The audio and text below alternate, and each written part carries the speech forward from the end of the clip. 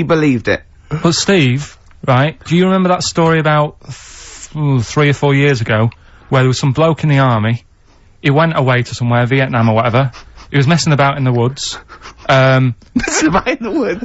Shouldn't he have been fighting? whatever, Yeah. right, and he walked through some lake, and I think he'd cut his toe or something on something, and some worm of some sort crawled in the gash. Yeah. And, it was in his body, and the doctor said, we've got to get this out of your body.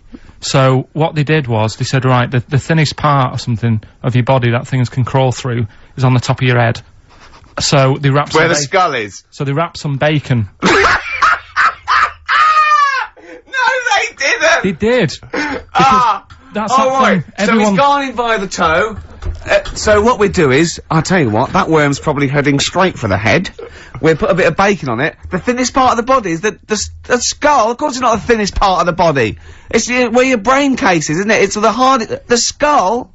There was a reason for it, and it was like they stuck some bacon on his head. And as ever, the vital piece of information, i.e. the reason, Karl seems to have forgotten. Because the worm was in his body, and they said everyone likes to smell of bacon.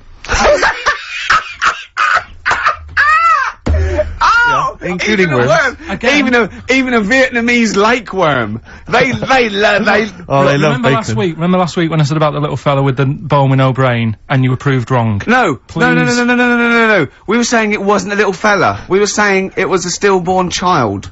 It wasn't a little fella. You're changing it now. You weren't having any of it last week. Right, hang on a minute. I'm getting confused. There was a Vietnamese snake that went inside of a soldier. A little, like, maggot or some sort that you have to get out of your body because it causes problems. Yes, and so in order to get it out of the body, they strapped bacon to his head. Yeah.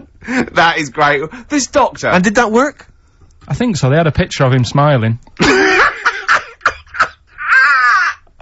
Oh, God, what, the worm or the bloke? The bloke. Oh, dear. Honestly, I hope someone knows the story. Right. It was about 3 years ago, I reckon. Okay. And, yeah, it did work. GI bacon. So this is why what the worm burrowed out of his head to get the bacon? Get to the bacon. Right.